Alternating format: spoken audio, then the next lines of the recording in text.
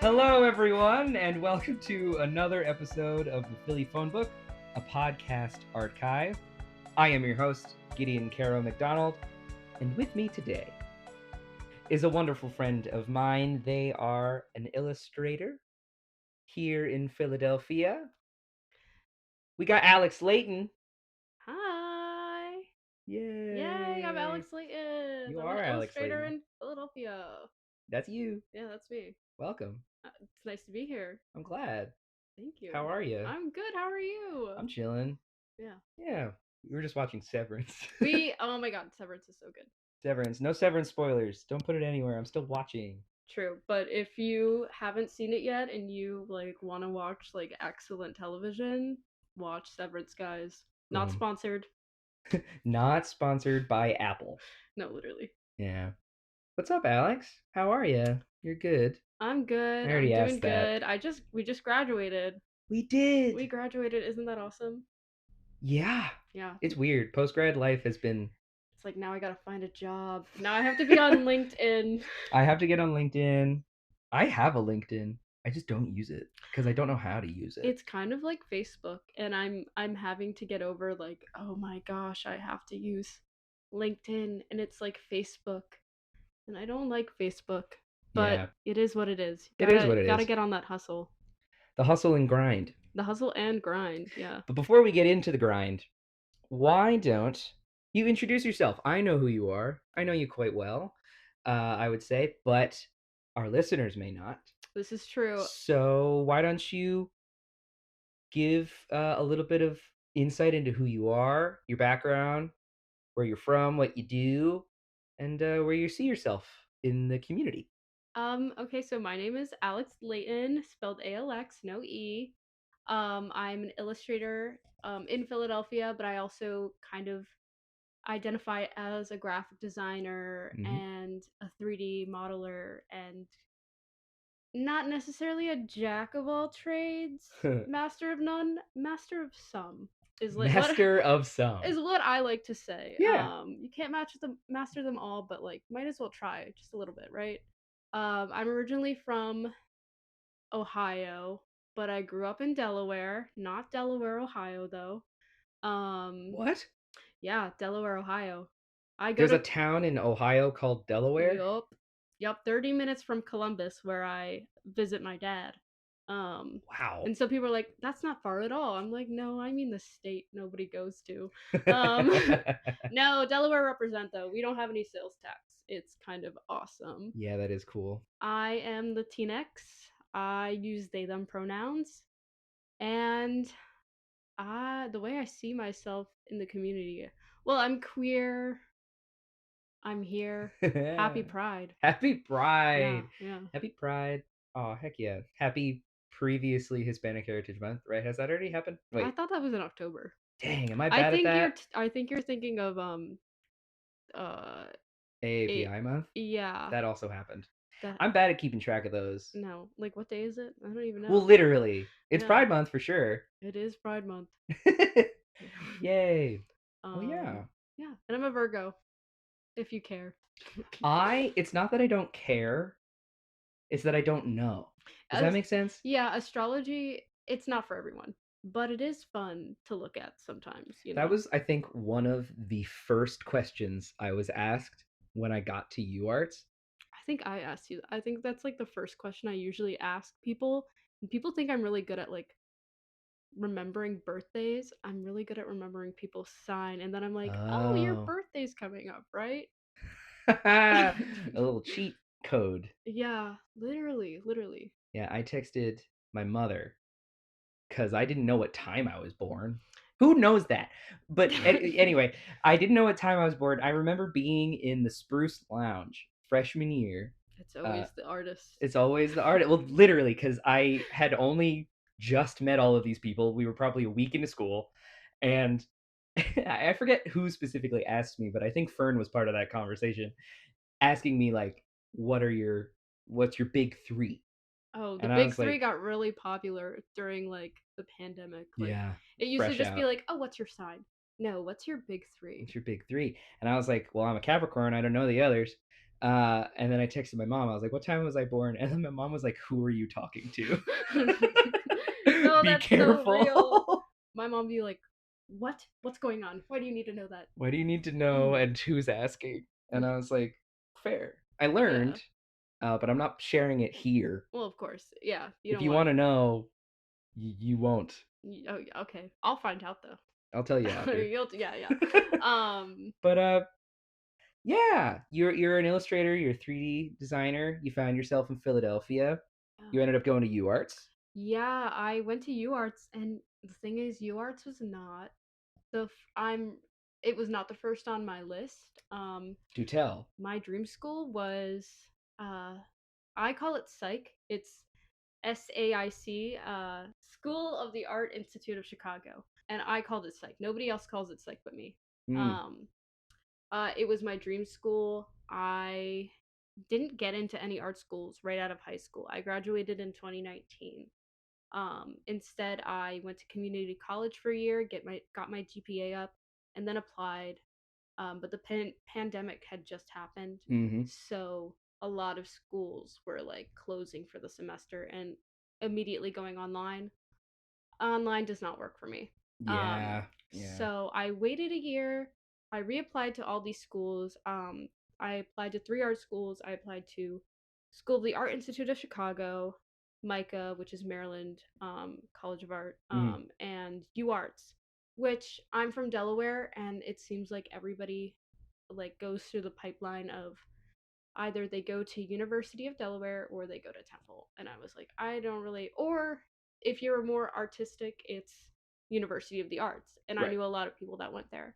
But I wanted to go, I had like so many other dreams of just like being in a different city, being far away from home. But UArts was the one that was like most affordable and made the most sense, especially because like I'm close to home. I'm around my family. Like Delaware is literally just a hop, skip, and a jump away. Yes, it is. And I grew up with my grandmother who was getting older at the time. And I was like, I want to be around. I don't want something to happen and not be in the area at least. Yeah, that's fair. Yeah. UArts. I really loved UArts. So it was a good place. Yeah. It taught me. I'm so happy for my first 3 years of education there. Before it unfortunately closed. RIP. I think I got an excellent education there, especially considering that their illustration and design program were so tightly intertwined, especially like the foundation years, the first 2 years where it's like you study illustration, but you also study a lot of design, and the designers do the same. It's just really good for, the current illustration market that we're in right now. Gotcha. Yeah. And it was highly rated. Yeah, it was like one of the best design schools in the country. Their graphic design program was really good and like also really big. But I study illustration and I do draw, guys. I do. I do a little bit of both. I'm bilingual with it. No. I'm bilingual with my artistic endeavors. Well, especially because multi-hyphenate.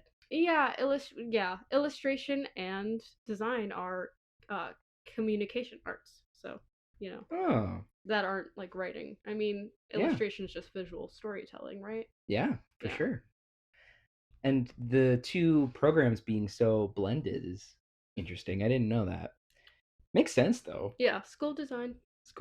Yeah. And then you ended up at Moore to finish out your more school, more college. More college of art. More art. Make more art. It definitely was like no hate to Moore at all. I am proud to have graduated. It's very unfortunate how things with UArts left off, but you pivot in life, a lot of unexpected hardships come through, and what you have to do is you just have to pivot and keep going even though it's not what you expected. Yeah. Which it was a lesson. I've already learned a lot in life, but like, it's always hard when it happens. Yeah. You try and make the best out of it was a bad situation. Yeah. I was trying to like find a better word for it, but it's a bad situation. Yeah. And you make the most of it. And You ended up getting your degree? Yeah, got my. You know what? The thing that mattered the most is I got my degree. Yeah.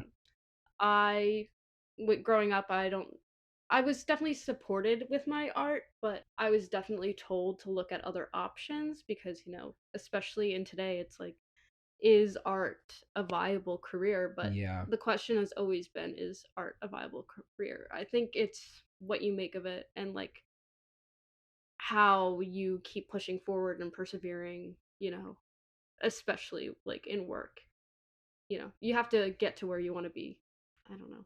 Yeah. I mean, did you grow up sort of in a artistic environment? Like, did you find this part of you early and was that nurtured? Or would you say that it was sort of a pivot that you made and then questions were put on you about it? So I moved to Delaware at a very early age with my mother. My parents were separated, and I grew up with my grandmother. Mhm. And she went to an art school, but she went to a music school Oh, for wow. college. Yeah, she's worked at the Delaware Opera House, and she also was really good at painting and watercolors. Hmm. So when I was really young, she would have me like doing little like draw this pear, draw this apple, and like leave me at like the kitchen table to do that or whatever.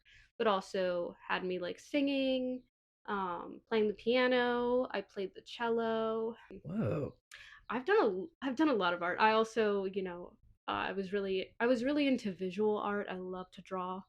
Um, this is so random, but like, do you remember in 2008? You're a little bit younger than me, but Not by a lot. not by a lot, but I don't know if you remember the original Hoagie Fest commercials where it was like very yellow submarine Oh, vibes. yeah, yeah, yeah. Yeah, I Absolutely. remember. I grew up here. Oh So yeah, those yeah. were all over the Also, place. yeah. Wawa. Sorry for the people listening in Ohio, I guess. That can't have Wawa. That don't even Yeah, know the they don't. pleasures of Oh, Wawa. this might be the first Wawa mention on the podcast. Oh my gosh. So congratulations. Thanks. I'm honored. Yeah, that's awesome. Yeah, there's like a Wawa in every corner in Delaware. You can't escape them. That's true. That is true. And Wawa gas stations, the super Wawas. Mm-hmm. Super Wawa. Anyways, Yeah, Hoagie Fest. Hoagie Fest. I like loved colored pencils, and I would just draw. I drew a giant hoagie and like a bunch of, I don't know what about that sandwich was just like, and I had never had a Wawa hoagie before. Yeah. At this point, but I also grew up just doing like a lot of like musical theater. Um, I was in my school's choir in middle school. Wait, I hold was on. in. Fern, sound the alarms. Woo! Got another one. Found another one. I was saying this, that with this podcast, I am very, very excited to continue to find people that did theater as a kid that don't do theater anymore, No. but are still theater kids at heart. The thing is, I was in chorale. I was in my middle school choir. I did all state. I was in my school's chorale, and then there was another one that it was like madrigals. I was in their Oh, cool. madrigals for a little bit, but then the last 2 years of high school, I was like, I really want to focus on visual arts. I want to draw. I want to paint. I want to like That's awesome. be an artist, So yeah. So you really were steeped in it. Yeah, I That's think so it's cool. so important to like.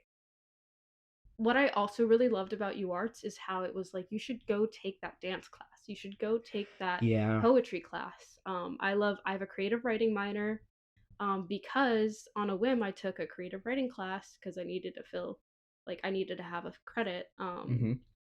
And the head of that department, Ellie Juska, was like, "You're really good at writing. You should try. Have you ever thought about taking the creative writing minor? Like, you don't need that many credits for it, and it'll be fun." And I was like, you know what? Heck yeah, why not? Oh, wow. Yeah. So I think it's just so important to do other things. I took a fiber arts class. I love fiber arts. I love multimedia. Boom. Multimedia, my favorite thing. Multimedia. Yeah. Can you explain? Yeah. Okay. So multimedia, like illustration wise, can mean like, oh, it can mean a lot of things. Like this is collage. Mhm. This is pastels, but also oils but for me it's kind of like I like doing things that are physical, hence why I got into 3D modeling, Right. because you can 3D print those objects, like, and they can Mm. be real, and you can touch them with your hands. Like what I made for thesis was a vase that was also shaped like a garlic. It's the garlic vase. I don't know why. I went on a really big. I used to hate garlic. Oh, But your taste buds change every 7 years. Did you know that? every 7? Yeah. That's a stupid number for that. Yeah, right. I mean, Seven's it makes sense yeah. because my palate's changed completely. Oh, I'm sure. Yeah. It used to be just those like really sugary candy. Uh, yeah, I can't eat sweet stuff anymore. No, I'm in the same boat because like I used to be a chocolate guy. Yeah, Like I really chocolate's a like that little was too rich. yeah, my choice was always chocolate, like a donut or like cake or something. And then like recently I've been like, pass me that lemon bar. You know what I mean? Oh, I love a lemon Like bar. it's so weird. Yeah. Well, like, do you remember those? They taste like dough almost. Those sugar cookies Oh, the ones from that people would like bring in to like Acme. birthdays, Yeah, like elementary school birthday parties. basically Play-Doh. Yeah. And now it's chicken nuggets with some hot sauce. Yeah. Raising Cane's. I don't know. I've never had Raising Cane's. Yeah, you're a vegan. We'll Yeah. get into that later. We'll get into that later. But yes, multimedia Yeah. and garlic vase. Yes, I went on a big garlic kick this year. That's fun. Garlic is so good for you. Do It's you so think that your like current like interests or like fascinations or not I guess I don't want to say obsessions, but like what you're focusing on right now, like garlic, you think that just translates into your art naturally or do you make that choice? kind of.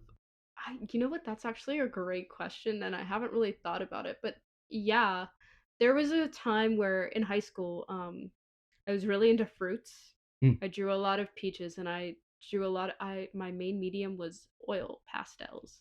I drew a lot of peaches for whatever reason. I just really love peaches and pomegranates Mm. and pears. I love fruits. I love vegetables, but Yeah. not because I'm vegan. I just like the That's way. just a plus.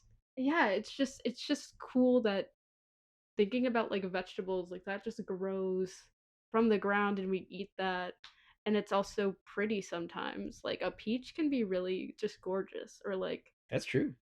back to you arts, they had us draw 50 apples, and I was like in freshman year, Yeah, I and I was remember this like, apple project. yeah. Everybody kept talking about Oh, this apple it was project. the bane of some illustrators. They were like, how dare you make me draw an apple 50 times. Shout out to those who did that project. I loved it. I was like, this is up my alley. I can do this all day. I've done this already. Literally. Do you want the notebook I have with 50 apples in it already? Not just drawing apples in one notebook, filling it over and over. This one's peaches. in my school notes. There were just apples all over the place. But no, and then I had an obsession with Garfield, and I drew this very like as many illustrators do. I don't know, as going to art school and being an illustrator and liking Garfield, oh, you could hit like two birds with one stone. Like you throw a rock and hit somebody who loves Garfield. It's Yeah. like, I'm the number one Garfield fan. That's Actually, hilarious. But anyways, I would just draw this very specific Garfield head, and just only the head, no body. And then I made this piece, this painting, which was like a still life, but like the Garfield head was the fruit. Oh, So, yeah. wow. So I guess let's dive into that a little bit more because clearly, multimedia is your thing. And 3D modeling is where you've kind of ended up Right now. right now. Exactly. Yeah. Of course. Why don't you get a little into like your process? We've talked about it a little already, but I'd love to hear about how you make your art, what's worked for you recently and like what sparks that joy and excitement in like making content and things that you can put out into the world, and a little bit of like why you still do it and why you plan to keep doing it. Why I do it. Or how I do it. So I'm really just okay, one of my favorite pieces of media is like Adventure Time, and before I Boom. Boom bam. Shout out Adventure Time. Literally. Best cartoon in the world. Continue. Just Yes. had to jump in. and not to like nerd out, but because I could talk about this forever. I just really like how cute the faces are and like just these little cute little creatures and stuff. Do you mind if I go do a water break real quick? Sure. We'll come. No, we'll I come don't mind. back. I don't mind at all.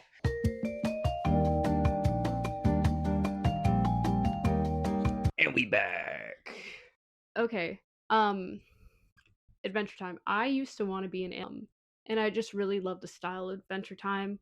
We need to pause again. Okay. I need to catch my breath. I just ran up all the stairs. Okay.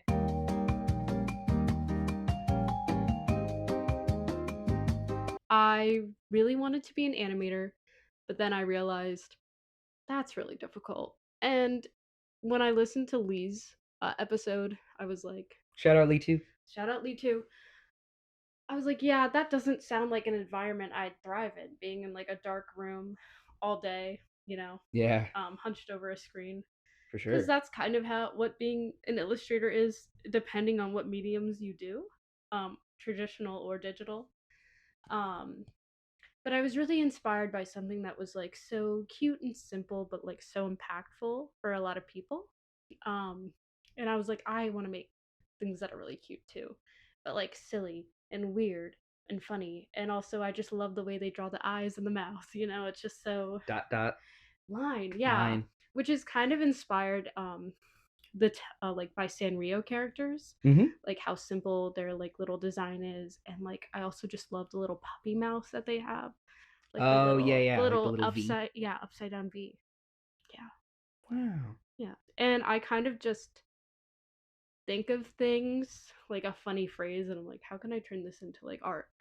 There's this vine, um, that inspired a piece of mine. It's the mango one where it's like Riff Raff is like, my main goal is to blow up and act like I don't know nobody. Arr, with his like crocodile teeth or Oh yeah, shark yeah, yeah. teeth, whatever. But some people say like, oh, my mango, because he barely pronounces the L. And I was like, oh my god, I love mangoes. People love mangoes. This is funny. How can I turn this into something? Back to the fruit. Bringing the fruit back Back into to the it. fruit. It always comes back to fruit. Happy Pride. Happy Pride. Happy Pride. Yeah. Yeah. So it's just like things that can just inspire a moment of like joy. Yeah. Yeah. Like honestly, I used to think like, oh, I have to make things that like make people really feel things, like feel an emotion, any emotion. Not, like I can just make cute stuff. And the emotion is joy. The feeling is joy. I want to like make things that people like go either like, oh, this is really funny, but also really cute, and just go like, oh. Yeah. And that's like valid. That's valid. It That's doesn't no, have to for be. sure. It doesn't have to be like gut wrenching, which I feel like a lot of art these days is like, oh, you have to make this so that this will be. You need to make people feel things. You need to make people like. You need to walk away having learned something. Like yeah, exactly. And like that is important, but you should also make art that makes you happy and makes you feel good. Fully agree. I mean, there's so much like, I mean, think about like going to a store and how often someone just like, or even myself would like walk down an aisle in like a furniture section, and then you just see like a pillow, and the pillow has like a cat, Yeah. and then you're just like, dang, I want this cat pillow. No, exactly. That's I kind of right now I'm kind of in the I want to make merchandise. I want to make products. Physical things. Which, uh unfortunately, capitalism and all that stuff. But I truly just want to make like niche little objects that people like quirky people like me, quirky in quotes. Yeah. I used to get called that a lot in high school. Really? Which I In like a bully way? I don't know. I think it was just like you're just so quirky. It was a bully way. Probably a little bully way. a little bit, yeah. But now I kind of just own it, and it's like, yeah, I kind of want to be weird. I want to be eclectic, kitschy, whatever, all those things. Sure. That's such a market, like a genuine market. It is such a especially because people aren't like hiding who they are anymore. Like that's true. Popular kids watch anime. Actually cut that. Yeah, you know. I mean, like, D&D's in the mainstream now. Oh, absolutely. Like stuff like that. People aren't afraid to be cringe anymore, and I think that's beautiful. I often think about this, like, I may be cringe, but I am free. Mm-hmm. Classic quote. Classic quote. I quote that all the time. Everybody I know quotes that. No, they don't. Everyone I know. But you're right. Yeah. I mean, that sort of presence that art can have it is just to bring emotion out of someone, or just bring joy. Or well, that's It what I just mean. Is that sparks joy? joy. Joy is like just a quick, immediate emotion Yeah. that people need. Yeah. Oh, absolutely. Like I don't need to look at an art piece and be like standing there being like, this what makes is me depressed about the way the world is. right? Like, What is this? What does this mean? And why do I need it? And like that art, like you were saying, is incredibly important. Like, and not needed. everything has to be like Guernica, if I'm saying that correctly. The Pablo Picasso. Gotcha. Yes. If Fern, please interject. I just pronounced that totally wrong because I might have. We'll see. We'll see. Say it again. Guernica. Guernica. By Pablo Picasso. It's about the war that happened in Spain. The Civil War that happened in Spain. I don't know. I know that it's an art piece, and I know that it's historical. It's historical and it's political. It is political. Editor's note: Guernica is indeed about the Spanish Civil War. It is specifically about the German bombing of the city Guernica, which was the first aerial saturation bombing of a civilian city. Yeah, we need artists that are making stuff just to make stuff. That makes you happy. I do want to, obviously, like, I do think it's important to make political art. Of course. And I think that all art in some way, even if it doesn't seem like it is political, like, you are interjecting your voice. Yep. Like, even if it's just something silly, you know? Like, it's still your voice. It's still your voice, especially now when, like, queer voices are being put down. Having art that is just made by queer people alone. Yeah.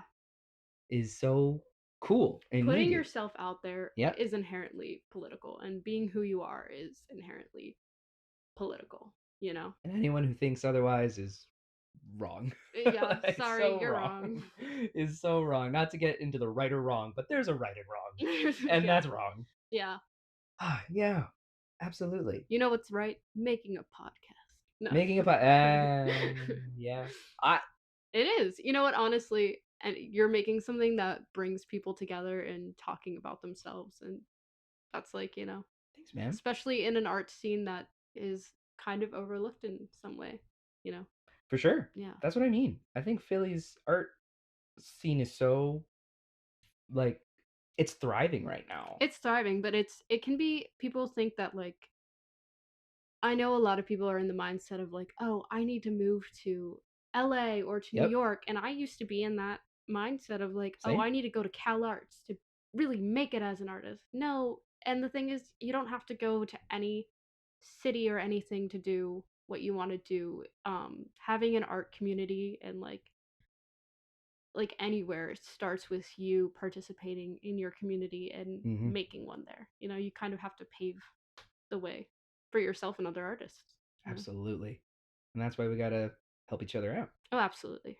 Going into that, you know, paving your way into our art community and what you want to do, like you were saying, you want to get more into physical products, like making stuff.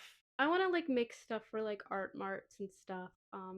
That's kind of where I want to start right now. Yeah. I don't think that maybe I want to do it forever, but I'm also someone who wants to do like a little bit of everything, and I don't really care if that is like a hindrance. I don't think it's a hindrance at all. Yeah. I think there's a strength in sticking to what you believe you're good at. Yeah. Of course. But I also, how do you know if you're good at other things if you don't try them? Hashtag try everything. Hashtag just like that. Try everything. Actually got that. Zootopia reference. You also do print work and other sorts of illustration. Is there a reason why you gravitate towards unicorn iconography? Oh my gosh. Okay, so growing up, going back to the Hoagie Fest, All comes back to Wawa. Yeah, it all comes back to Wawa. That's awesome. So I used to draw all over my notes. I had a really hard time paying attention to school and like in lessons and stuff. And what I would do is I would draw these little unicorns like on my paper, and they were like really simplistic.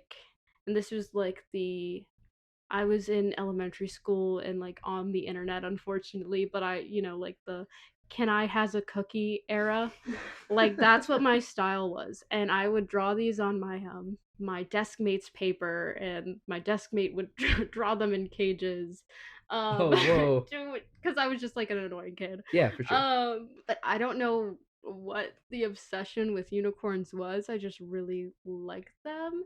And maybe it was just me being like weird as a child, and I kind of knew at an early age that I was queer, but like no language for that. I'd had no, understanding of that yet. But I don't know. I used to have like a collection of little tiny glass unicorns. I drew something that really made my mom laugh. I drew this constipated unicorn. And it was just like a unicorn on the toilet with its eyes like crossed like this, like I really need to, right. like do a deuce or whatever. Do a deuce or I don't whatever. know. Trying not to curse.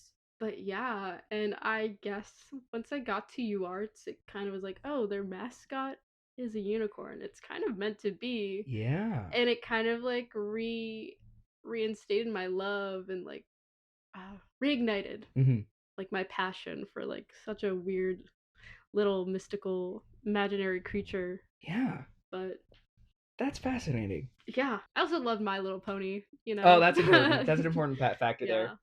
Was a brony, even though I was actually just the target audience for that show. Yeah. Was a brony. Yeah.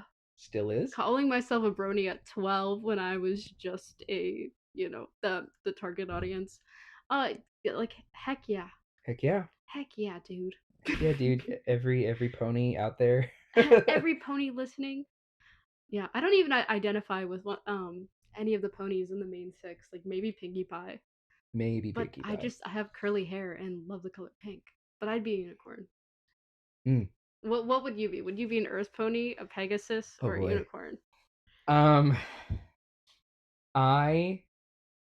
Okay. In all honesty, I don't know much.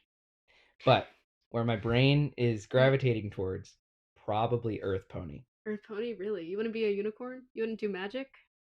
I would like to do magic, but it's cool to be basic. I feel like I'm gravitating towards like excelling in being basic. Just being a regular degular pony. Yes, a regular horse. Yeah, a regular horse. BoJack Horseman. Rehab.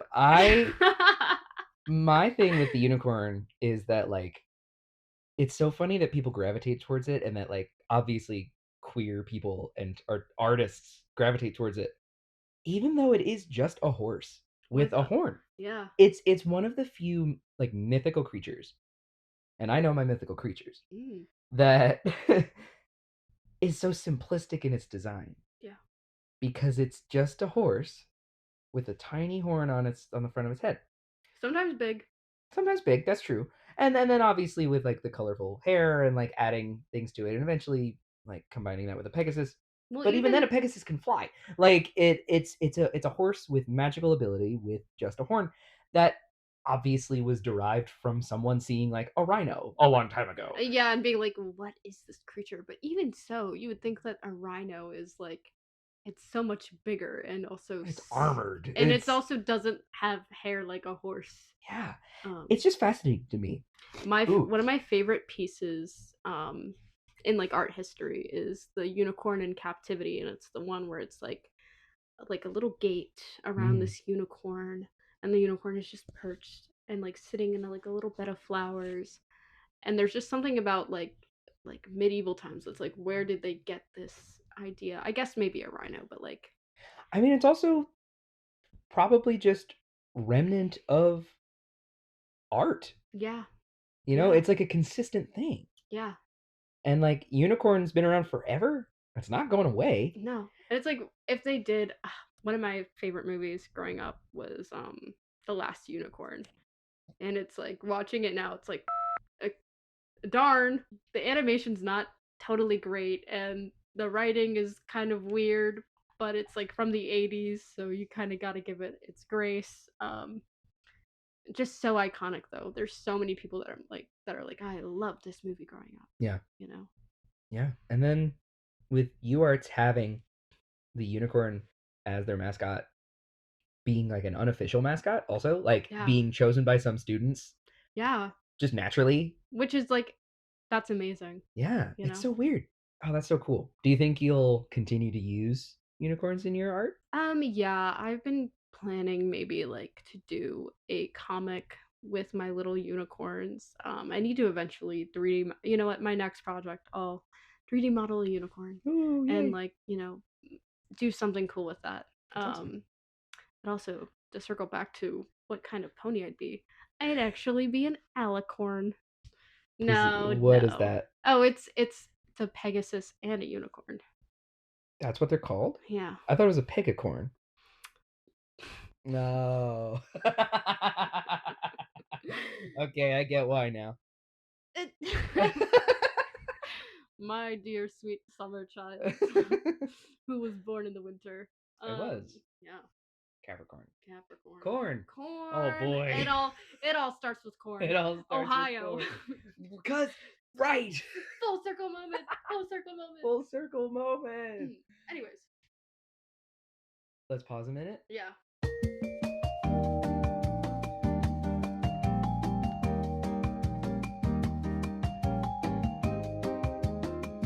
So Alex, this is a question I like to ask everybody on the pod because I think it gives me everything I need to know, gives the listener everything they need to know, and also recommendation for more art. You know what I mean?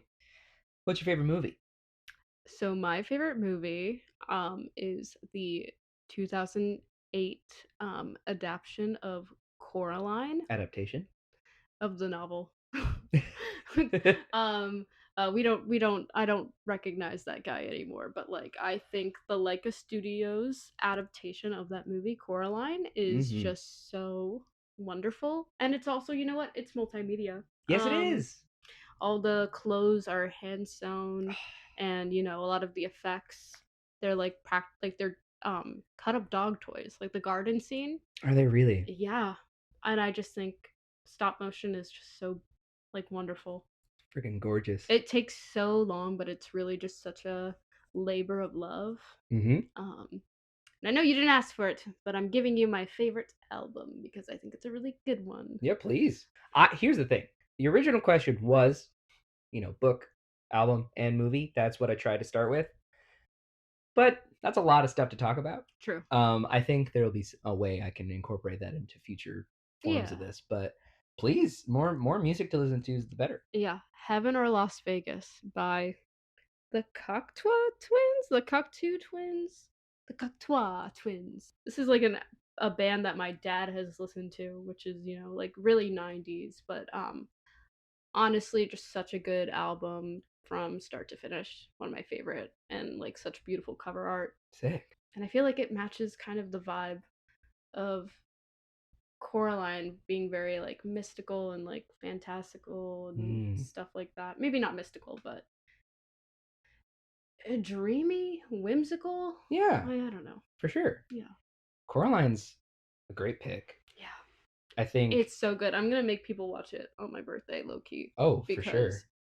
It's so beautiful. It has such a great message. Be careful what you wish for. And just, it was horrifying as a child. It's just, I was gonna say, such a beautiful movie. I was unable to watch it. Oh, really? Well, because I saw it in theaters. Well, you're 2 or 3 years younger than me. Yeah. So it came out when I was like 7 So or I was 8. like, you were like 5. Yeah. Something like that. And yeah, I was young. It was hard to watch because it was, you know, horrifying. Well, yeah. But now watching it, I respect the heck out of it. Oh, absolutely. It's gorgeous. It is poignant. And it holds up. Like animation, like not a lot of stuff holds up, like from like the early 2000s, especially if it's like 3D animation, because, you know, we've come such a long way with that type of style. Yep. 2D, like always pretty good. Yeah. Um, I think stop motion stands the test of time. yeah. It really does, because that's part of it, Yep. right? Like the physicality of the process itself Yeah. allows for the medium to always feel alive Oh, and absolutely. fresh. And it's like filmed. It's mostly just like practical effects. At least I think Coraline was, if not with like Coraline a might little bit almost of be entirely. yeah, I with a wouldn't be little bit surprised. of computer editing. I know that like a studio's Paranorman, which I also really love, Mm-hmm. has a lot more like 3D animation or like special effects Mm-hmm. to add to certain like aspects of that movie. Which is totally fine. Yeah, but like Coraline, it's like it's shot like a movie, but And their just first one. yeah, such a strong start. And honestly, yeah, I used to want to work for. I used to want to do stop motion animation in particular. I had this. You used to want to do a lot of stuff. That's awesome. I love doing things. That's sick. That's Yeah. great. Yeah, stop motion is brilliant, and Leica is such a cool company, and banger after banger with them. Absolutely, they're doing an animated film. Their next one. Their next one, and it's not going to be totally targeted towards like children. It will be more adult, I think. So it is based on a novel. yeah, I remember reading about it. I'm hype. It is called Wildwood. Yeah. Yes, Wildwood's like coming the out. beach. No, not like the beach. It's probably not anything like the beach. Hopefully not. No But shade to Wildwood. no shade to Wildwood. Love Wildwood. Yeah, no So many shade memories to of Wildwood. well, I grew up in Delaware beaches. No. But I'm trying to be more open to the Jersey beaches. We'll take you to the Jersey beaches. I've been to the Jersey beaches. We'll take you again. Yeah, it's summer. Yeah, it's summertime. It's Happy summertime. Pride.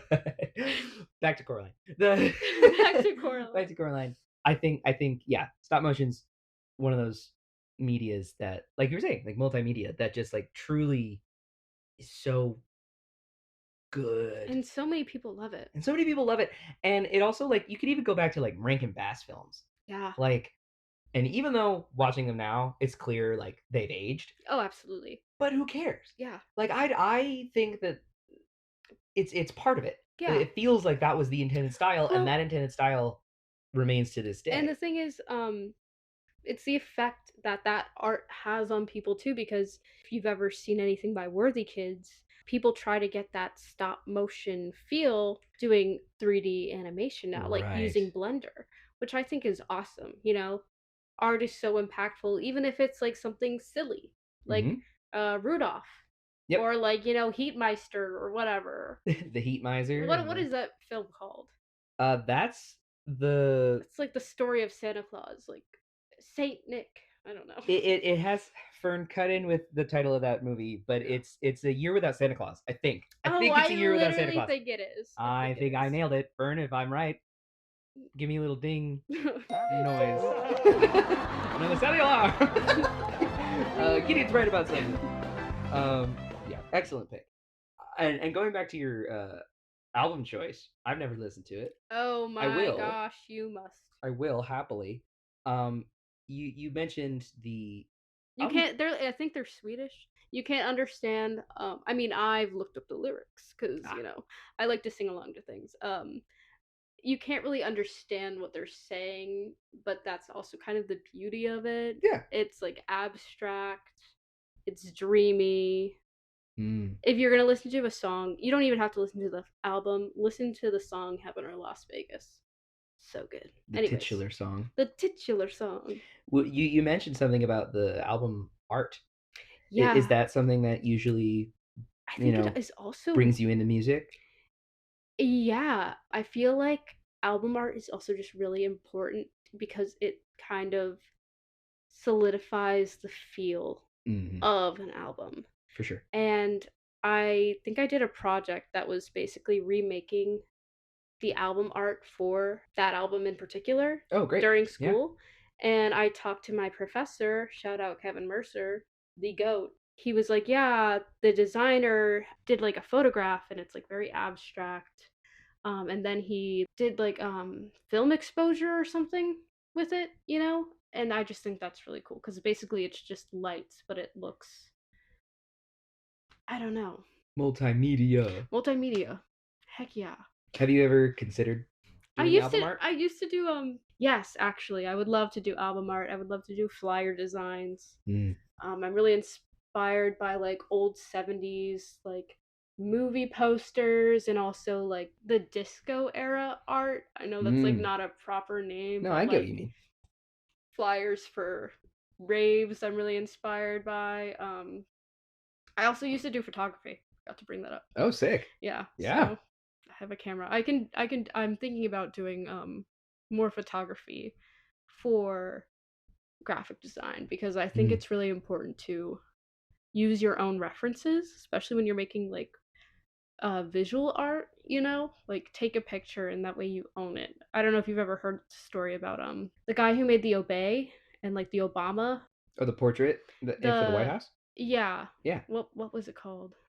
I forget the title of the portrait itself. But yeah, but it's like the famous one. But he got sued around because flowers. No, it's the one where it's like the red, blue, and white Obama. Oh, yes. Yeah. Okay, yes.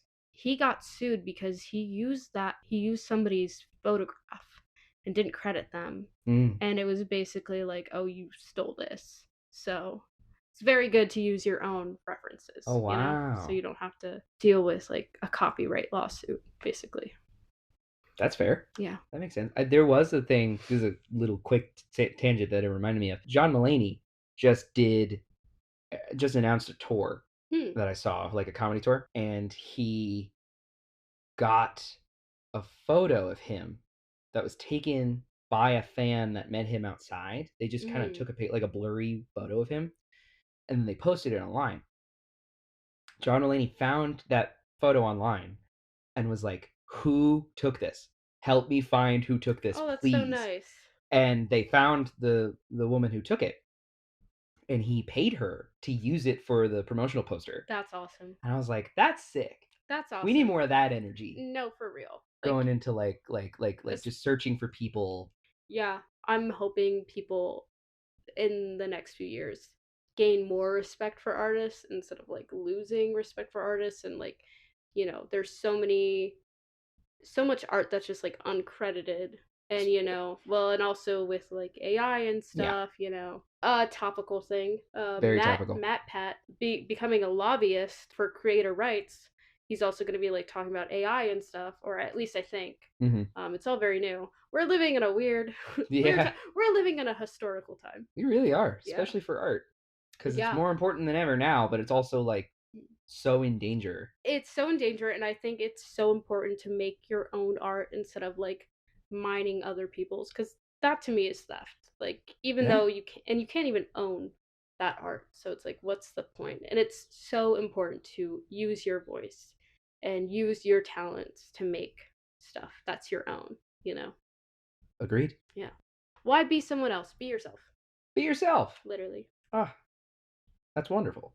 I agree. Thank you, Alex. Thank you, Gideon. Working off of that, how do you want to be yourself moving forward?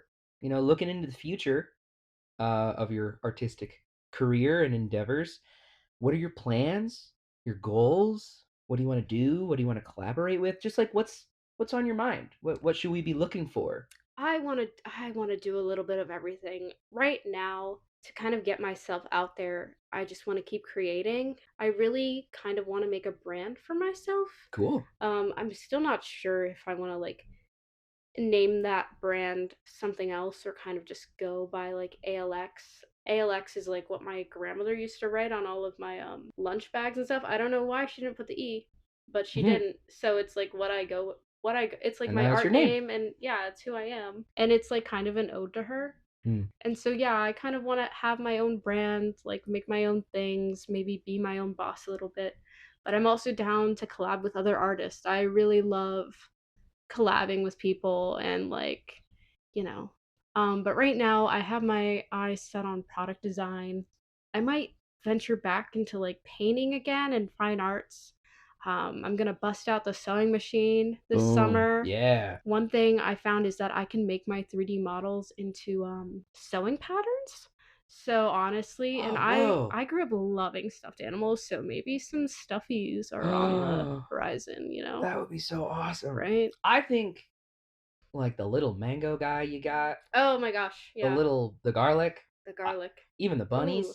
all that stuff would absolutely kill I'm honestly thinking as a about stuffed like animal. yeah, I know it's weird, but I know there's like a market for onion lovers and the allium family. Oh, the Which is allium like family, yes. leeks, onions, spring onions, garlic. Get into that jelly Yeah. cat market. No, for real, for Yeah. real. Or even just doing like some art licensing and like putting things like, a pillow pattern or like, the IKEA, what's it called? The hand towels and stuff, Yeah. Just putting my art everywhere. That's Slap a it on wonderful every idea. wall, Every wall, every piece of furniture. Soon you will all have Alx Leyton merchandise. Heck yeah, you will. Yeah. Oh, that's so exciting. Yeah. Yay. Yay! Well, that's something to look forward to. Yeah. I guess with that, and I guess this may go into, not to start answering it for you, but it just went into my brain, of like your art becoming like physical media. How would you like to be remembered and sort of like leave a bit of a legacy? Like, what is legacy to you as an artist? Legacy. So, not to tangent off again, but No, I please. think I started like wanting to do three-dimensional things that you could like hold and stuff and like little products because and also to go back to like the unicorns and the little glass unicorns or ceramic unicorns I had growing up. It's just those small little things that are like maybe kitschy and just ornamental that I had a lot of growing up, especially like in my grandmother's house. She had so many old little things. Just something so small could be so impactful. And honestly, if I can just leave an impression just with something like just a little kitschy thing, you know, that's fine. I don't Yeah, have to leave a big mark on somebody's life, but like, even if it's just a little something, that's fine with me. You know what I mean? absolutely. Yeah. I mean, I can attest to like growing up and having all kinds of stuffed animals, and like I was obsessed with like Lego minifigures Yeah.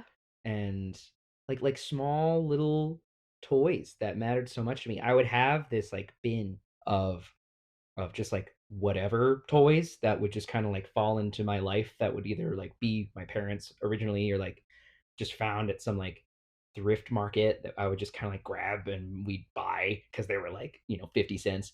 And then I would have these characters, like toys that are completely unrelated to one another. I had this like one little slug guy, just I don't know what he was or why, but like I loved him. Yeah. And then I had this knight that was completely magnetic. And they live in their own world together. Yeah, and they were friends. and then there was this like McDonald's toy that I got, and it was like a Mega Mind. This is a D&D campaign. Literally, this probably has something to do with that also, but like it was the Mega Mind toys that they made, The fish. and yeah, but it was like one of the like big robot suits. Yeah. And it would have like a little figure to go in it. I lost that figure. I only had the suit, and so I'd put the slug guy in the suit. Oh my gosh. So it'd be the same height as the knight. It's just stuff like that. It's just stuff like you never know what, like even like the little McDonald's like chicken nugget toy from like the 90s, the one with the face. Yeah. Oh, so yeah. impactful, so inspiring. Like you never know what's gonna inspire people. I loved the Target dog for whatever reason growing up. Spot. Yeah. His Not name to is be like, Spot. corporations. I don't love corporations It's here, not guys. about the corporation. It's though. about mascots. I really love Yeah. like little cute little mascots. I don't know. Sure. Representing something. Yeah, anything that's representing face. anything. Yeah, like we both love the Muppets. We do. I loved Animal. Yeah. Yeah. Elite pick. Yeah. Well, I love all the Muppets, but like, Animal was just like so random, so funny. Mm-hmm. So weird, but Yeah, he's there just because. Just because. He's a loud drummer who screams and loves what he's doing, and people love that. That could have just been like a throwaway puppet character made, but even that character, has a big impact. Stands the test of time. Yeah. Art for joy. Art for joy. Yeah. Boom. Boom. Bam. Mic drop. Mic drop. Oh, well, that's awesome, Alex. I think that just about wraps up our convo. our episode of the pod. Before we go, I got 2 quick questions for you. Shoot 'em. One, obviously, this project is a future goal of mine, continuing it, trying to have as many conversations as possible. Who do you recommend for me to have on this pod? Someone that I may know already, one of our friends, someone that I don't know at all, that you look up to, someone I should try to get a hold of that should be represented here on the Philly phone book. Honestly, our dear friend Hadley Precht, Yeah. or even if you could get him, I don't know if he's been mentioned at all, but Kevin Mercer. I don't remember if he's been an active recommendation at the end of an episode, but definitely I know of him. Or I'm giving you 3 Please. because I love options. I love options. Christine Larson, who's in the comic. Like, these are all people that do totally different things than me, but like I think it's like their presence in my life has been so impactful because they do different things, you know? Exactly. Yeah. Well, that's awesome. I will get in touch with those folks. And how can people get in touch with you? Why don't you plug yourself and share where all of your stuff can be found and where they can follow you? And... You can follow me on Instagram. That is my main social media right now at ALXGL22. And you can also check out my website at ALXLeyton, LEYTON.com. Yeah. And commission me. Hire me. I don't know. Or just hit me up. Ask me questions. Collab. I don't know. Collab. Any artists wanting to work with Alx or people that want Alex's work, reach out. Yeah. Make stuff happen. Awesome. Awesome, bro. Yay. Yippee. Well, thank you for joining me, Alx. This was great. Thank you for having me. It's been a wonderful time. I've learned about you. I've learned about you. Yay. Woohoo! That's always important. Yeah. And thank you, the listener, for spending a little bit of your day listening to us chat. Yeah, listening to us yap. Don't cut that, Fern. Don't cut that, Fern. Hopefully you've learned a little bit and you've met one of my friends, and I hope you listen to the next one. Thank you again. This was an episode of the Philly Fun Book, a podcast archive. I was your host, Gideon Caro McDonald. Real art is made by real people. Thank your SEPTA drivers, and have a wonderful day. And we're out. And we're out. Boom.